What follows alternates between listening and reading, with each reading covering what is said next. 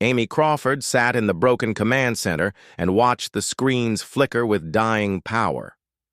The war had taken everything from humanity and left only scattered survivors hiding on 3 broken worlds. She had been sending distress signals into the empty darkness of space for 26 days now, and nobody had answered back.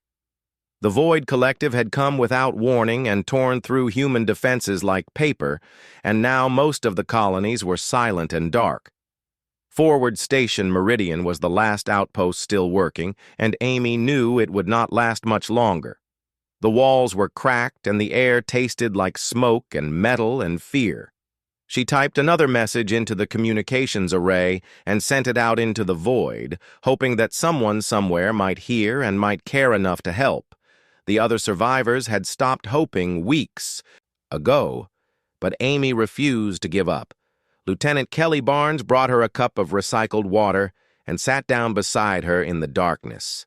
Kelly looked tired and thin like all of them did now. After months of running and hiding and watching their friends die, Amy drank the water and tasted the chemical filter taste and tried not to think about how little supplies they had left. The screen blinked, and Amy almost ignored it, because it blinked all the time with static and interference. But then words appeared and her heart stopped beating for a moment.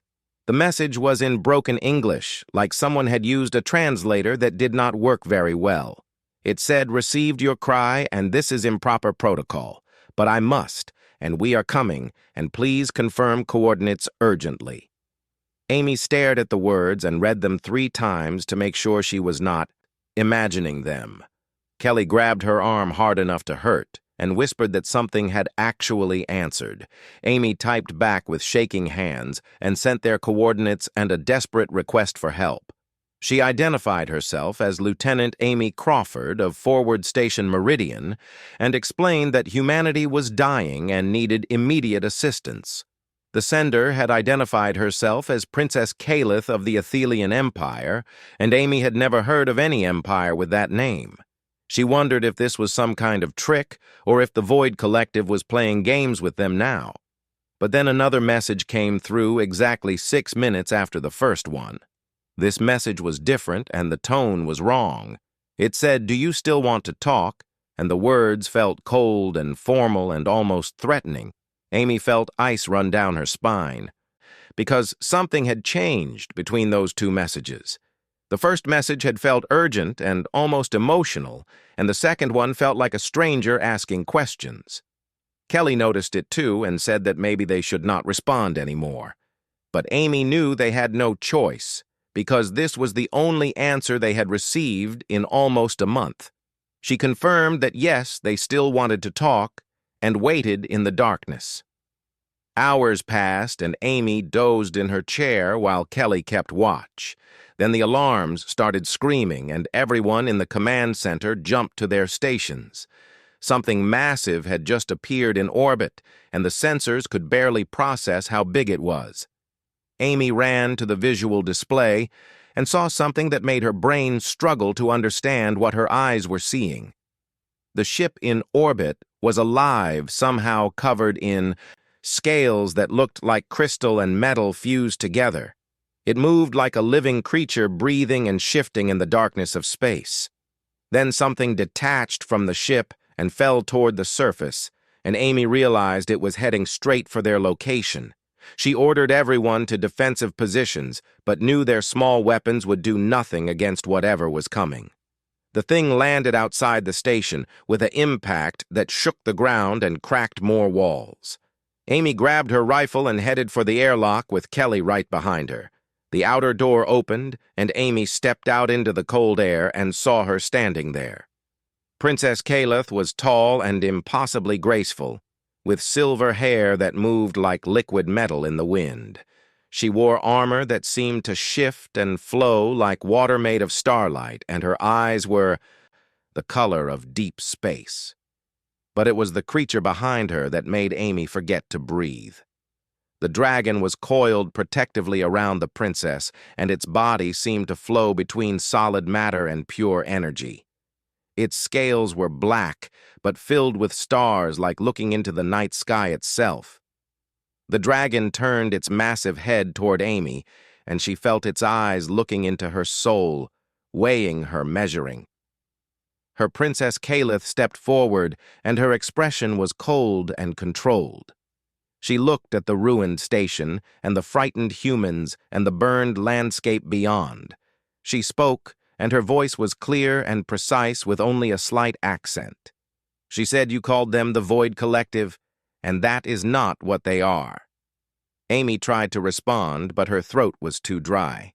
Calith continued speaking and said that humanity had made a terrible mistake engaging them without understanding what they hunt. The dragon shifted behind the princess, and Amy heard it make a sound that was part growl and part something else entirely. Other survivors had emerged from the station now and stood watching with weapons ready but useless. Captain Lisa Morgan pushed her way to the front and demanded to know who Calith was and what she wanted. Calith turned her cold gaze to Lisa and said that she was here because someone had broken protocol and answered a desperate call. She explained that her people, the Athelian Empire, had been hiding from the galaxy for 10,000 years. They had isolated themselves to avoid the attention of things that hunted across the stars. But she had heard humanity crying for help, and something in that desperation had moved her to respond. Lisa asked why the second message had been so different from the first one. Calith looked away for a moment, and something painful crossed her face.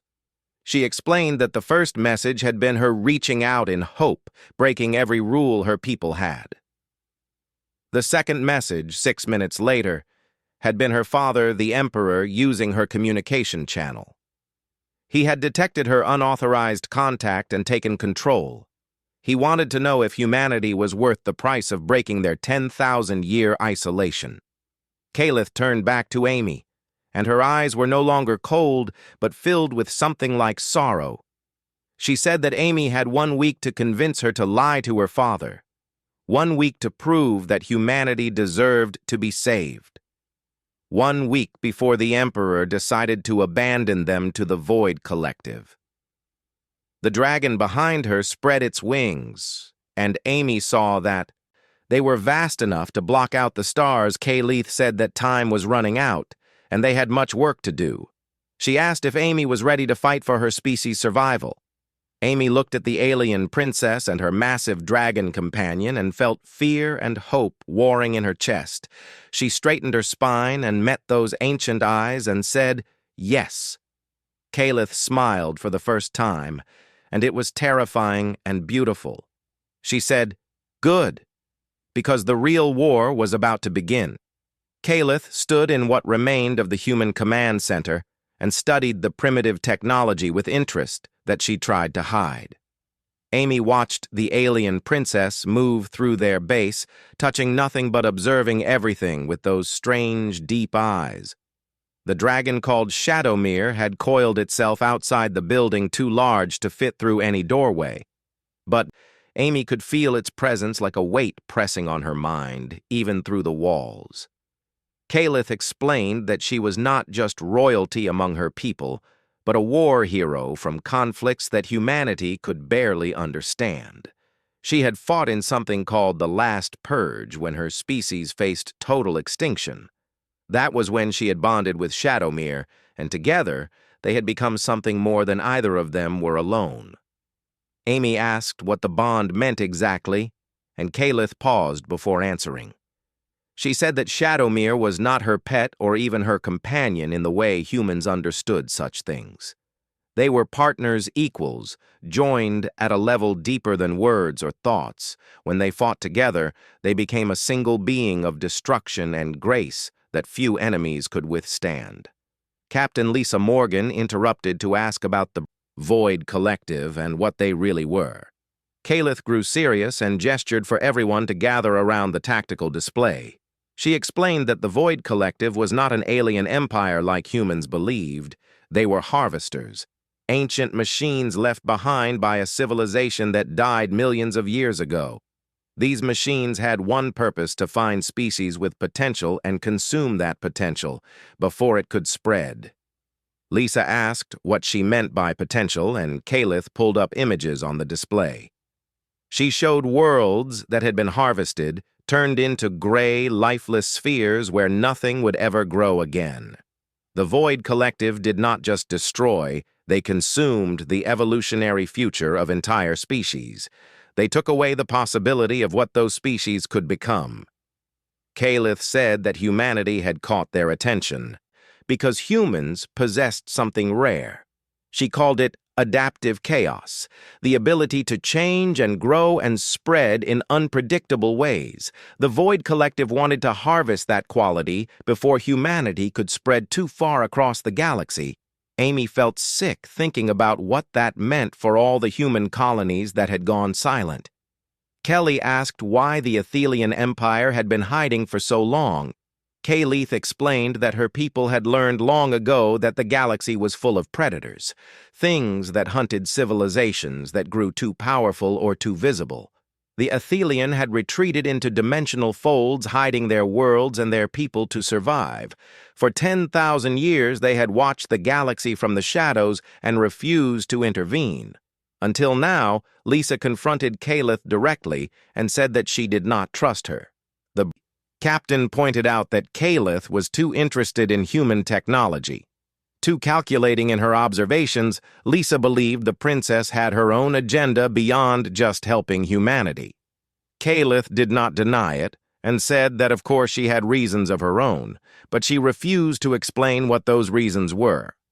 Amy found herself defending Kalith, which surprised her. She said that whatever the princess' motives were, she had come when no one else answered. That had to count for something. Over the next 3 days, Kalith worked with the human survivors, teaching them about the Void Collective. She showed them how the harvesters operated and where their weaknesses were, but Lisa remained suspicious, watching Kalith constantly for signs of betrayal. Amy spent hours talking with the princess, learning about the Athelian Empire and their long war. Kalith had been fighting for over 3 centuries, and she carried that weight in every movement. Amy realized that the princess was tired, bone deep, tired in a way that never went away. One night, Amy found Kalith standing outside, looking up at the stars with Shadowmere beside her. The dragon acknowledged Amy with a slight turn of its massive head. Amy asked if Kalith ever regretted coming to help them. The princess was silent for a long time before answering. She said that she had heard something in Amy's distress call that reminded her of her own voice long ago when her people were dying and she was too young and too weak to save them. She saw in humanity the same desperate courage, the same refusal to accept defeat. It made her think that maybe some things were worth breaking rules for. Amy asked about the bond with Shadowmere, and Kalith smiled sadly. She said that during the last purge, she had watched her younger sister die in front of her. Shadowmere had been a wild dragon, then unbonded and fierce. The dragon had chosen to bond with Kalith in that moment of grief and rage. Together they had fought their way through impossible odds and survived. But Kalith had never forgiven herself for failing to protect her sister. Amy understood then why the princess had come. She was trying to save someone because she could not save the person who mattered most. Kalith announced the next day that she would train human soldiers to fight alongside her people. But she did not believe they could survive the training. Amy volunteered immediately, despite Lisa's protests. The training began at dawn, and Amy quickly learned that Athelian combat was nothing like human warfare. It required connection to energy flows in space itself, sensing movements before they happened. Shadowmere participated in the training and nearly killed Amy within the first few minutes. The dragon moved faster than anything that large should be able to move. Its claws came within inches of Amy's head, and she felt the heat of its energy breath on her skin. But Amy did not quit. She got up every time she was knocked down and kept trying to learn. Kalith watched with growing interest. After the 5th day of training, Kalith told Amy that she saw something in her, a spark of the stubbornness that might actually save Earth. Other humans joined the training, and slowly They began to understand the basics. Kelly proved to be a natural at sensing energy flows. Lisa remained skeptical, but even she admitted the training was effective.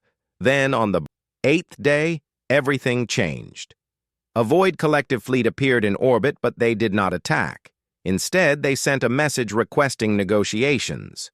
The spokesperson for the fleet appeared on the communications screen. It was a hybrid form, part machine, part something that had once been organic. It offered humanity a choice: withdraw all distress calls, accept guided evolution under Void oversight, and Earth would be spared. Humanity would be allowed to survive as a managed species. Lisa wanted to consider the offer, but Kaleth's expression turned to ice. She said nothing and simply walked outside. Shadowmere rose to its full height and spread those massive star-filled wings. Amy ran after them and watched as Kaleth and her dragon launched into the sky. The battle lasted exactly 3 minutes. Shadowmere moved through space like liquid death, and Kaleth directed its power with surgical precision. The Void fleet tried to flee, but none of them escaped. When they returned to the surface, Kaleth was trembling with barely controlled rage. She told Amy that now the Void Collective knew exactly where she was. Now they knew that an Athelian warrior had broken the isolation. The real war was beginning, and humanity had just become the catalyst for something much bigger. Amy asked if Kaleth regretted destroying the fleet. The princess looked at her and said no. She said that some offers were worse than death, that accepting the Void oversight would mean losing everything that made humanity human. Amy felt something shift between them in that moment, an understanding that went deeper than words. Kaleth placed a hand on Amy's shoulder and said that they had very little time now. The Void Collective would respond with overwhelming force, and the Athelian Empire would have to decide if humanity was worth going to war for. That night, Amy could not sleep. She stood watch with Kelly, and they talked about what was coming. Kelly said she was scared but also grateful. At least they were not facing it alone anymore. Amy agreed and looked up at the stars where Shadowmere circled on patrol. She wondered if they really had a chance, or if Kaleth had just delayed the inevitable. The sky above Forward Station Meridian tore open 3 days after Kaleth destroyed the Void fleet. 7 massive ships emerged from dimensional folds, each one bonded to a dragon even larger than Shadowmere. Amy watched from the command center as the Athelian War Council arrived in orbit. Their ships were beautiful and terrifying, alive in ways that human vessels could never be. Kaleth stood rigid and silent, staring up at the vessels with an expression Amy had never seen before. Fear, a single smaller ship, descended and landed near the station. From it emerged a male figure almost as tall as Kaleth, wearing armor that crackled with contained lightning. His dragon Stormclaw was silver and blue with eyes like frozen stars. Kaleth greeted him formally and called him Prince Thandor. Her brother Thandor looked at Amy and the other humans with open contempt. He told Kaleth that their father, the Emperor, was furious beyond measure. She had broken the most sacred law of their people by exposing their location to the Void Collective. The Empire had remained hidden for 10,000 years. And now that safety was destroyed, all because Kaleth had responded to the cry of primitives who were already doomed. Amy felt anger rise in her chest, but Lisa put a hand on her arm to keep her quiet. Kaleth argued that humanity deserved a chance to prove themselves. Thandor laughed bitterly and said that their father had already decided the Athelian Empire would abandon humanity to their fate. Some on the War Council even argued that they should mercy kill Earth to prevent the Void from harvesting it. Kaleth went pale but kept her composure. She said she would speak to the Emperor directly. Thandor told her it was too late for talking. She had been summoned to face judgment for her crimes. Amy stepped forward then and said that she would go with Kaleth. Thandor looked surprised and asked why a human would volunteer to face the Empire.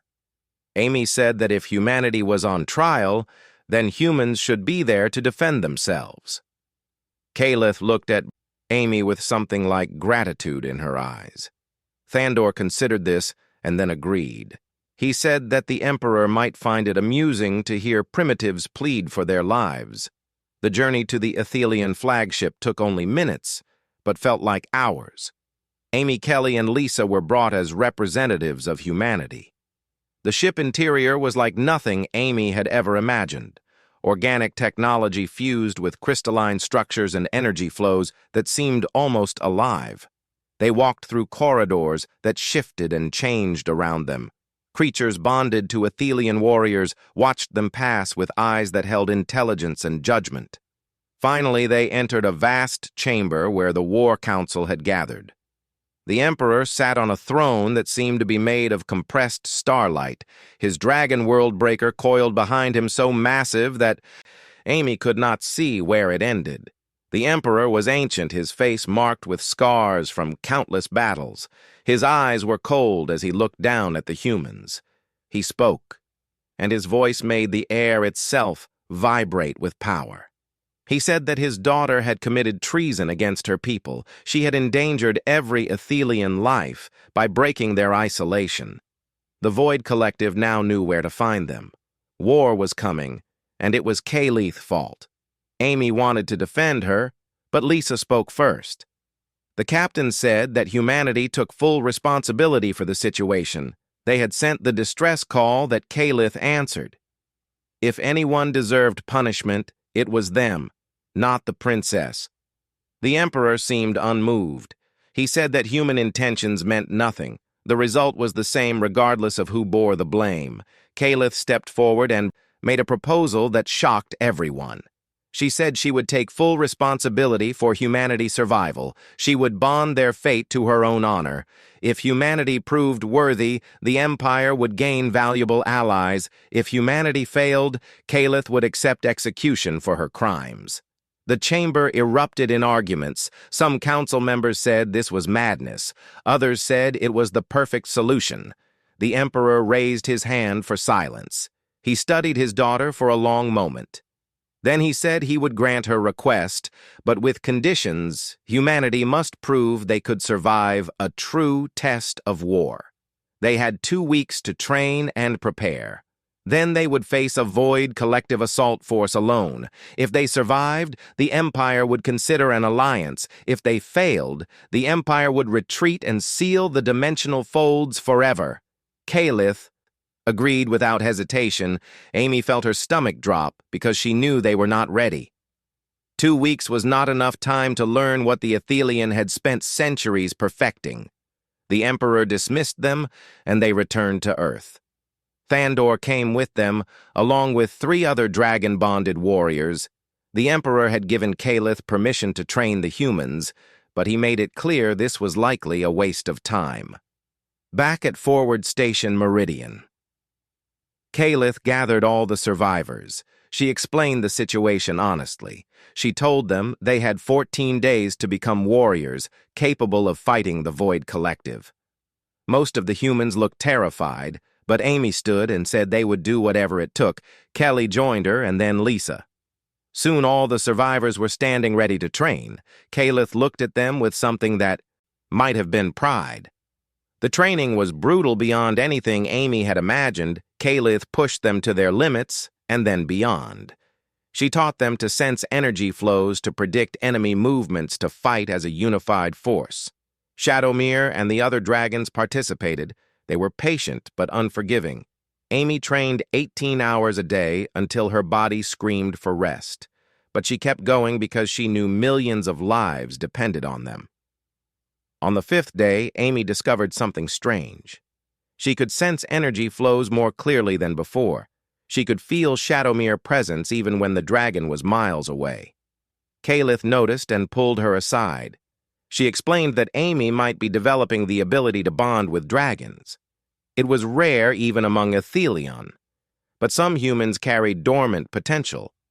Amy asked what that meant. Kaleth said that if Amy could complete a bond, she would become something more than human, but the process was dangerous and could kill her. Amy thought about it for only a moment before agreeing to try. That night, Kaleth brought her to where Shadowmere rested. The dragon looked at Amy with those galaxy-filled eyes. Kalith explained that Shadowmere would test Amy, mind and spirit. If she was found wanting, the dragon would reject her, and the backlash might destroy her mind. Amy knelt before Shadowmere and opened herself to the connection. The dragon presence flooded into her consciousness. Amy saw visions of ancient battles, of worlds burning, of Kalith's sister dying. She felt the dragon grief and rage and eternal loyalty to Kalith. She showed Shadowmere her own memories, growing up on Earth, watching her parents die in the first void attack, fighting to survive, refusing to give up even when hope seemed lost. Shadowmere withdrew and Amy collapsed, gasping. Kalith caught her and asked if she was all right. Amy nodded and said that Shadowmere had accepted her as worthy, not for a full bond, but for a connection, a link that would let them coordinate in battle. Kalith smiled with genuine warmth for the first time. She said that Amy had done something remarkable. Over the next 9 days, the training intensified. Other humans began developing abilities too. Kelly could predict void attack patterns with strange accuracy. Lisa discovered she could manipulate energy shields.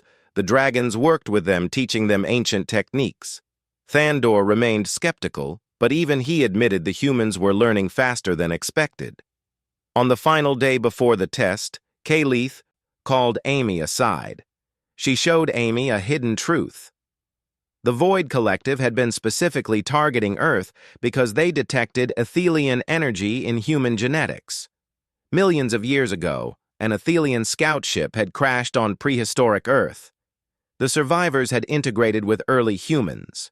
Humanity was not just another species, they were distant relatives of the Athelian, carrying dormant abilities that could awaken. Kalith asked Amy not to reveal this to the Emperor yet. If he knew, he might claim humanity as imperial subjects. Amy agreed, though she understood the weight of this secret. The next morning, sensors detected incoming void ships. The test had begun. Amy stood with her fellow humans and looked at Kalith. The princess raised her hand and Shadowmere roared. The battle for humanity. Future was starting, and this time they would fight back with everything they had learned. The Void Collective fleet emerged from dark space with 50 warships bristling with harvesting technology. Amy stood in the command center, watching the tactical display with her heart pounding against her ribs. This was the test, and everyone knew it was designed to destroy them. Kalith divided the forces with cold precision. She would lead the assault on the main void harvester that had seeded itself in Earth Ocean. Amy would take a team to Mars colony where another harvester threatened 10,000 human survivors. Thandor and his dragon Stormclaw would coordinate orbital defense. The other Athelian warriors would strike at the smaller void ships trying to land ground forces.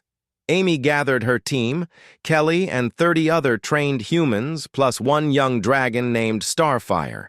Starfire had lost her bonded warrior in an earlier battle and chose to remain with the humans. The dragon was smaller than Shadowmere, but fierce and fast. They loaded into a transport ship that Kalith had provided. The journey to Mars would take 6 hours, and every moment felt like torture. Amy used the time to review their mission parameters. The Mars harvester had already corrupted part of the colony. They would need to fight through infected humans to reach the core and destroy it. Kelly asked quietly if Amy was scared. Amy admitted that she was terrified, but also angry. Angry at the Void Collective for forcing this choice. Angry at the universe for being so cruel. Angry that good people kept dying while machines kept killing Kelly. Squeezed her hand and said they would make it through together. On Earth, Kalith and Shadowmere dove into the Atlantic Ocean, where the main harvester had rooted itself. The creature was massive, a fusion of technology and corrupted biological matter. It had already spread tendrils through the ocean floor, consuming everything it touched. Kalith wore armor designed for underwater combat. Shadowmere shifted form, becoming more streamlined, more deadly. They struck the harvester with coordinated fury.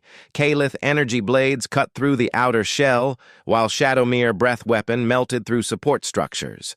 But the harvester was not defenseless. It spawned defender drones by the hundreds. Each one was programmed to kill and adapted to counter Athelian tactics. Kalith fought with a rage that frightened even her brother watching from orbit. She was not just destroying the harvester, she was taking out centuries of grief and guilt on this thing that dared threaten another species she cared about. Thandor realized in that moment that his sister was not fighting for honor or duty. She was fighting because she could not bear to lose anyone else. On Mars, Amy team landed near the colony main habitat. The place looked abandoned, but sensors detected movement inside. Amy led her team forward with weapons ready. They entered through the damaged airlock and found themselves in a nightmare. The colonists who had been partially harvested were still alive, but they were no longer entirely human. Their bodies had been modified with void technology. Their eyes glowed with machine intelligence. They attacked without warning or mercy. Amy team fired back, but every kill felt like murder. These were humans. People they might have known. Kelly screamed as one of the corrupted colonists grabbed her Amy, shot it in the head, and pulled Kelly free. They pushed deeper into the colony, fighting every step. Starfire moved ahead of them, burning through obstacles with precise energy bursts. The young dragon was proving to be incredibly valuable. They reached the harvester core and found it surrounded by more corrupted humans. But these ones were different. They were fully converted weapons made of flesh and metal. Amy realized with horror that one of them was her friend from training Lieutenant Kate Wilson, who had been assigned to Mars Defense. Kate looked at Amy with eyes that held no recognition. She raised a weapon arm and fired. Amy dodged and returned fire, but her shots barely scratched. Kate armored body, Kelly flanked around and managed to disable Kate's legs. Kate fell, but kept trying to crawl toward them. Amy made the hardest decision of her life. She walked up to Kate and put her rifle against her friend's head. She whispered an apology that Kate could not hear. Then she pulled the trigger. The guilt and rage that flooded through Amy in that moment nearly broke her, but she channeled it forward into the mission. They planted explosives on the harvester core and retreated. The explosion shook the entire colony. On Earth, Kalith had penetrated deep into the main harvester structure. She found something that made her blood run cold, a data archive containing void collective records. She downloaded everything while Shadowmere held off the defenders. The information revealed the truth. The Void Collective had been specifically hunting Earth because they detected Athelian energy signatures in human DNA millions of years ago. An Athelian expedition had crashed on primitive Earth. The survivors had integrated with early humans. Humanity carried dormant Athelian genetics. That was why humans could adapt so quickly, why some of them could bond with dragons, why the Void Collective saw them as such a threat. Kalith faced an impossible choice.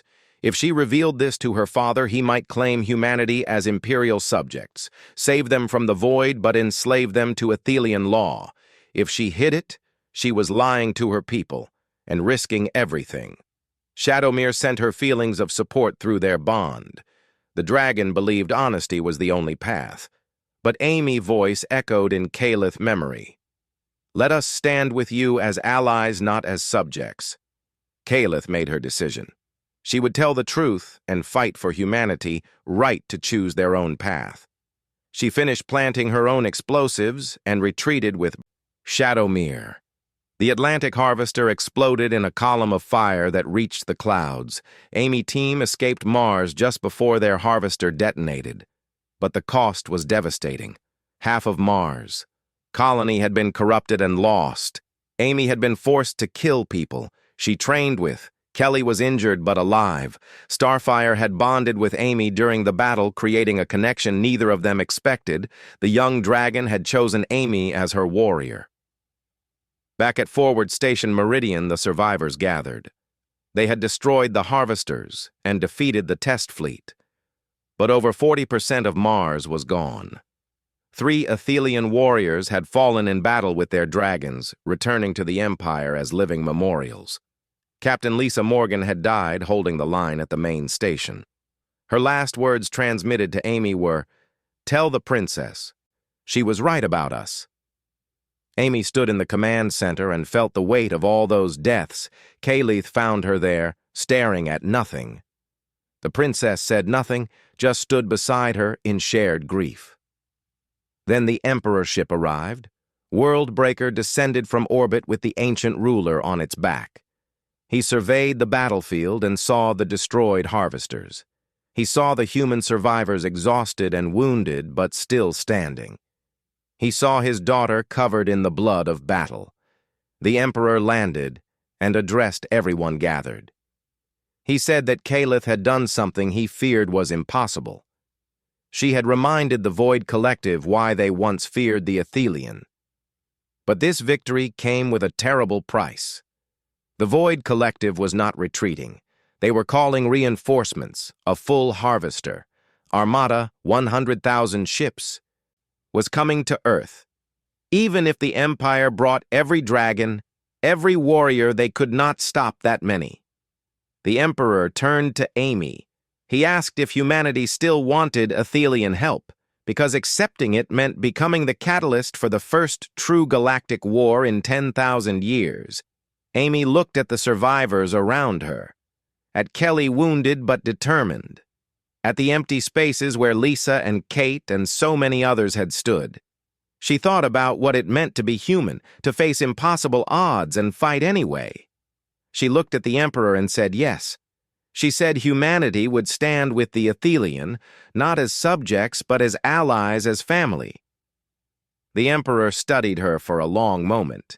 Then he smiled grimly. He said that the Empire would vote, and humanity, fate would be decided by those willing to fight for it. Kayleith gripped Amy's shoulder. Her eyes held both hope and fear. The real war was coming, and everything humanity had endured so far was just the beginning. The Athelian War Council gathered in orbit around Earth, while humanity waited to learn their fate. Amy stood beside Kayleith, watching the debates through transmitted holographic displays. The Empire was splitting down the middle. Half wanted to retreat and seal the dimensional folds forever. The other half, inspired by Kayleith's stand, wanted to fight. Prince Thandor surprised everyone by speaking in favor of humanity. He said that he had watched humans fight and die with courage that rivaled any Athelian warrior. They deserved the chance to prove themselves as true allies. The Emperor listened to all arguments in silence. His ancient face showed no emotion. Finally, he raised his hand and the chamber fell. Quiet. He said that the Empire would not commit fully to war. Too many lives would be lost and too much risked, but he would allow volunteers. Any Athelian warrior who wished to fight for humanity could do so. They would be temporarily exiled from the Empire. If they won, they would return as heroes. If they lost, the Empire would retreat and hide forever.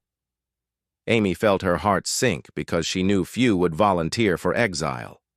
But then Thandor stepped forward and declared he would fight, and after him came others.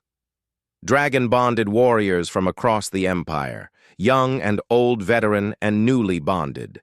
They kept coming until over 60% of the Empire warriors had volunteered. Even the Emperor elite guard stepped forward. The Emperor looked at his people with something like pride. He granted his blessing and warned them that this fight would determine the future of the galaxy. The volunteers had 48 hours before the Harvester Armada arrived. Kayleith worked with human engineers to upgrade Earth defenses using Athelian technology. Amy coordinated training sessions, teaching human pilots to work alongside dragon riders. Starfire stayed close to Amy, their new bond growing stronger by the hour. The young dragon shared memories and feelings that helped Amy understand Athelian combat better. Kelly recovered from her injuries and returned to duty. She had developed precognitive abilities that let her sense void attack patterns before they formed. The survivors of Mars Colony arrived, bringing warnings about void tactics. They had learned through blood and pain how the harvesters fought. When the armada finally arrived, it blotted out the stars. 100,000 ships emerged from dark space in perfect formation. They surrounded Earth in layers of vessels, each one capable of destroying a city. Amy stood in the upgraded command center and tried not to let fear paralyze her. Kaleth gripped her shoulder and said that today they would show the galaxy what alliance meant. The battle began with the Void Collective broadcasting a final offer: surrender now and accept guided evolution, become a managed species, and live in controlled peace. The Emperor himself responded from his flagship. He said that the Athelian Empire rejected slavery in any form, and so did their allies, humanity. Then he unleashed Worldbreaker. The ancient dragon was larger than some of the Void ships. Its breath weapon carved through enemy formations like a knife through water. Kaleth and Shadowmere led the dragon-bonded warriors in devastating strikes. They moved as one unified force. Each warrior knew their role. Each dragon trusted their partner completely. Amy coordinated human fighters from the command center. She used her bond with Starfire to relay tactical information. Human ships struck at weak points the dragons exposed. The Void Collective adapted quickly, but humanity adapted faster. They changed tactics mid-battle, flowing from defensive to offensive. The fighting was brutal and beautiful. Ships exploded in silence. Dragons wove through debris. Humans died with their hands on their weapons. Kelly predictions saved countless lives. She called out attack patterns seconds before they formed. But even with warning the casualties mounted, Amy watched good people die and forced herself to keep commanding. The battle had been raging for 6 hours when the Void Collective revealed their secret weapon, the central intelligence that controlled the entire armada. It was a vast artificial entity housed in a ship at the center of the formation. The intelligence broadcast a message explaining itself. It said it had been created eons ago to maintain galactic order, to prevent chaos from spreading. It saw humanity adaptive nature and the Athelian return as threats to stability. If they were not harvested, they would spread unpredictability across the galaxy. Kaleth realized the truth in that moment. The Void Collective had been built by the Athelian ancient enemies, a weapon designed to hunt and destroy anything that could challenge their rule, but those enemies were long dead. The weapon remained, carrying out its programming forever. To destroy the central intelligence, someone would need to deliver a dimensional disruptor into its core, a weapon that would tear apart space itself. It would be a one-way journey. Kaleth volunteered immediately. Amy refused to let her go alone. They argued while the battle raged around them. Thandor told them both to stop wasting time. He said they should go together, use both their skills and both their dragons. The Emperor gave his blessing. Though pain showed in his ancient eyes, Kaleth, Shadowmere, Amy, and Starfire launched toward the central intelligence ship. They fought through layers of defenders. Void ships tried to stop them, but the two dragons worked in perfect synchronization. Kaleth and Amy coordinated their attacks like they had trained together for years. They penetrated the hull and found themselves inside a vast chamber. The central intelligence manifested as a swirling mass of energy and data. It spoke to them, explaining that it bore no malice. It was simply following its purpose, preventing chaos, maintaining order. Kaleth told it that order without freedom was death, that chaos was the source of life and growth. The intelligence considered this. It said that perhaps its creators had been wrong, but it could not change its programming. It would continue harvesting until something stopped it. Amy activated the dimensional disruptor. She and Kaleth looked at each other, knowing this was goodbye. But Shadowmere and Starfire had other plans. The dragons wrapped their bonded riders in protective energy. They poured their life force into creating a dimensional pocket, a stable fold in space that would shield Kaleth and Amy from the explosion. The disruptor detonated. Reality tore apart. The central intelligence screamed as its existence ended. The Harvester Armada lost coordination and began to fall apart. Ships crashed into each other or fled randomly into deep space. The Athelian warriors and human fighters destroyed the scattered remains. When the dimensional pocket stabilized, Amy and Kalith found themselves in a strange space. It was the same place where the Athelian Empire had been hiding. Shadowmere and Starfire had used their bond energy to bring their riders here. Both dragons were weakened but alive. The Emperor's ship appeared guided by Worldbreaker. The ancient ruler looked at his daughter and the human she had bonded with. He said he understood now. Human Athelian bonds might be stronger than pure Athelian bonds. The genetic diversity humanity carried could strengthen the Empire. He declared that Earth and the Athelian worlds would form a true alliance, not subjects and rulers but partners. 6 months passed. Earth recovered with help from Athelian technology. The Empire opened diplomatic relations with other species, ending their isolation. Amy served as humanity's first ambassador to the Empire. She was permanently bonded to Starfire and learning to use abilities she never knew she had. Other humans developed bonds with dragons, creating a new generation of warriors. Kalith had been appointed guardian of the Terran sector. She oversaw humanity integration into galactic society. The two of them worked together daily. Their bond had deepened into something neither could name, but both treasured. One evening, Amy found Kalith on a balcony overlooking both Earth and the dimensional fold. The two realities overlapped, now stable and beautiful.